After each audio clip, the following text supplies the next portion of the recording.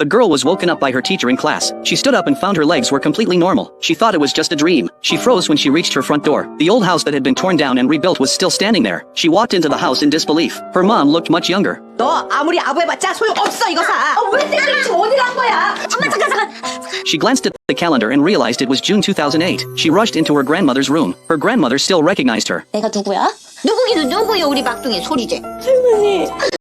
Im-sol returned to her own room. Looking at the familiar setup filled her heart with joy. She looked at the calendar again. This was before the accident. She looked at her perfectly fine legs. She remembered how heartbroken her mom and grandmother were after the accident in the future. She was grateful that there was still time to change everything. She hoped that accident would never happen. But she was afraid she'd be back in the future the moment she opened her eyes.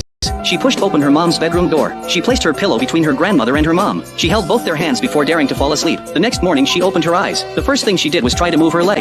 But her legs wouldn't move at all. She thought it was just a dream. She heard a noise and realized her brother was lying on her legs. She excitedly hugged her brother. She decided to live her life to the fullest. She happily went to school. She saw Sun-jae at the school entrance. She remembered the lonely Sun-jae from the future. Right now he still had many friends around him. Im-sol's eyes welled up with tears. The sky suddenly opened up with heavy rain.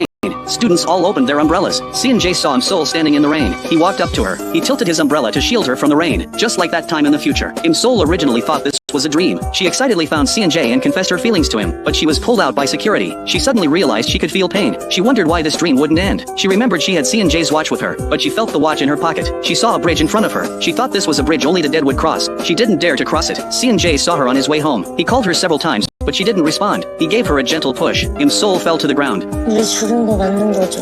What? She looked up and realized it was Sun-jae. At that moment she thought she was already dead. She thought that wasn't so bad. She was willing to go with Sun-jae, so he wouldn't be alone. She just didn't know what would happen to her mom and grandmother. She suddenly realized that as long as she didn't cross the bridge she wouldn't die. But Sun-jae had to cross this bridge to get home. 안 되세요? 우리 같이 살자. 같이 살아? This scared her so much that she quickly took a taxi home. Sun-jae got home and found his watch was still there. The next day at school he planned to return the watch to Im-sol. Im-sol was certain she had really gone back to the past.